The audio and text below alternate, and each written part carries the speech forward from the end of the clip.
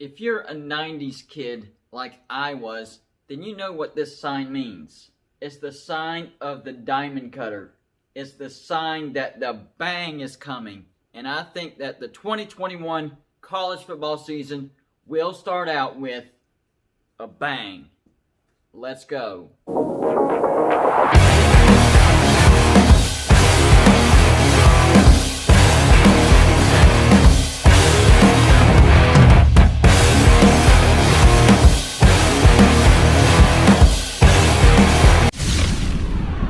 What's going on, everybody? It's me again, Golden Blue Dude, and if you haven't already, go ahead and hit that like and subscribe button. I do videos every single day, sometimes college football and sometimes college basketball.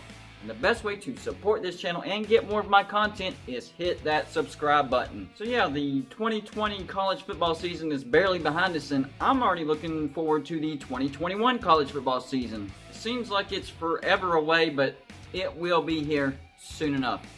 And unfortunately, it will be over soon enough. But I'm not going to think about that. I'm going to think about the beginning of the season. A lot of good games in week 0, week 1. First one I'm going to talk about is my team. Yeah, I'm going to go ahead and get that out of the way.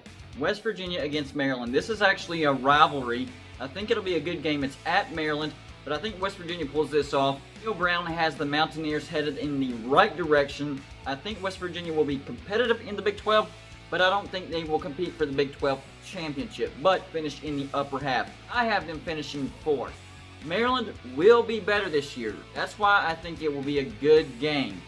I think West Virginia has the better defense, and our offense got much better this past season. We added a few transfers. Letty Brown's coming back. Jarrett Daggy, he's coming back. And we have Garrett Green and Will Crowder to back him up. So yeah, I think West Virginia's going to be fine. And West Virginia beats Maryland. Next game, Michigan State at Northwestern. This is actually a revenge game for Northwestern. It's the only loss that they took on the chin in the regular season in the Big Ten last year. Do they get revenge? I don't think so, because Northwestern relied solely on defense, and they lose a lot of pieces. And their quarterback, Ramsey, he transferred.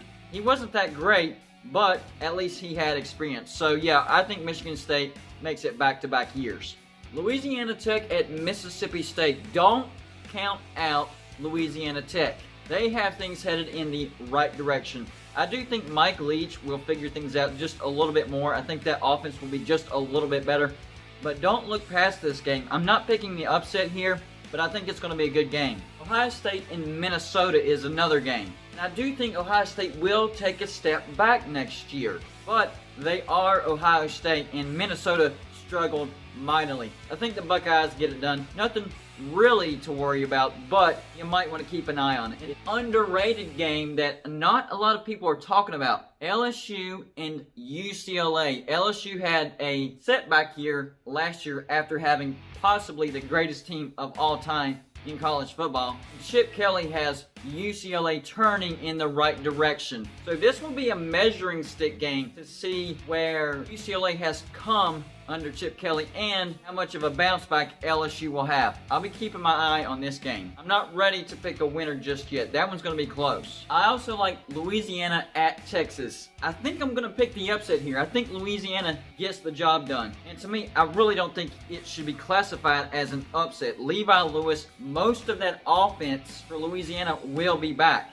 Bill Napier has this team humming. And Texas loses Ellinger. They fire Tom Herman. I think this is a good chance for Louisiana to pull off the upset. I think Louisiana does get the job done, and I do think they beat Texas. Ole Miss and Louisville. This is going to be an offensive showdown. Scott Patterson had a little bit of a step-back season at Louisville last year. I thought Louisville was going to be much better than they were. And of course, Lane Kiffin at Ole Miss has that offense looking great. I think this could be a 50-something to 50-something game, and a team with the ball last wins the game. I think Ole Miss has just a little bit more firepower than Louisville, so I'm going to go with the Rebels in a close game. Notre Dame and Florida State. I think Notre Dame takes a step back, maybe a significant step back in 2021. And Florida State got the transfer Mackenzie Milton from UCF. They're recruiting great. They got a few key transfers on the offensive line. I think Florida State could actually beat Notre Dame in the first game of the year. I know that sounds crazy because Florida State hasn't been Florida State in several years, but they're recruiting really good. They're headed in the right direction. Notre Dame is primed to take a big step back. So yeah, I am definitely prepared to pick Florida State to beat Notre Dame. Miami and Alabama. This could be a better game than people realize. I'm not ready to say that Miami's going to beat Alabama, but I think it's going to be closer because Alabama lost pretty much everybody on offense. They lost quarterback Mac Jones, wide receiver Jalen Waddle, Heisman Trophy winner Devontae Smith, and running back Najee Harris. How can they not take a slight step backwards? And the blowback that I get is Alabama rebuilds year after year. And that's true. They do. But they don't win the national championship year after year. There's always an adjustment period. 2021 will be that adjustment period. So I expect a really close, competitive game between Alabama and Miami. But I think Alabama's depth ultimately will be enough to beat Miami, maybe by 2 touchdowns, but I don't think it's going to be a blowout. I really don't. Penn State versus Wisconsin is an early game that could feature the 2 front runners for each division in the Big Ten because I think Ohio State takes a step back, and I think Penn State will be back with quarterback Sean Clifford. James Franklin, he's a great coach. Penn State had a bad year. They had a lot of opt-outs at the beginning of the year, so I think Penn State bounces back in a big way. The problem is this is on the road, and Wisconsin is going to be really, really good. Wisconsin will have a top 10 nationally ranked defense, and their offense looked better and better as the year progressed in 2020. So this game could feature the winners of each division, but I think I'm going to go with Wisconsin because it is in Madison, and I think that defense will show up and shut Penn State down. But I do think Penn State is primed to have a great year in the Big Ten. The problem is they're probably going to start it with a loss against Wisconsin. Last game I'm going to talk about, and I know there's other games that I could talk about that might be interesting, but I don't want this video to go on forever. So I'm going to end up with this last game. Clemson and Georgia. I expect both of these teams to be in the playoffs, but I do think Georgia just has way too much talent coming back. They have quarterback JT Daniels, running back Zamir White, wide receiver George Pickens, wide receiver Kyrus Jackson, wide receiver Dominic Blaylock, tight end Darnell Washington, wide receiver Jermaine Burton. 4 of the 5 offensive linemen will be back. Georgia will have the best offense in the SEC. Clemson has to replace Trevor Lawrence, Travis Etienne, and several receivers. Justin Ross said he's coming back, so that will help.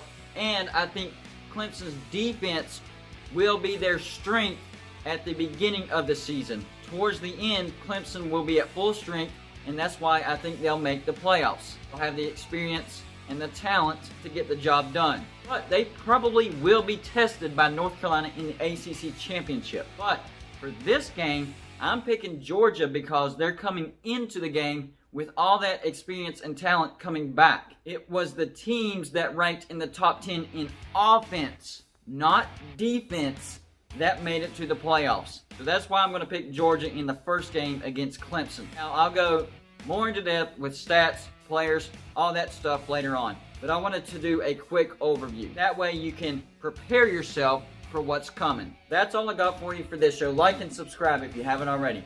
And I'll see you on my next show.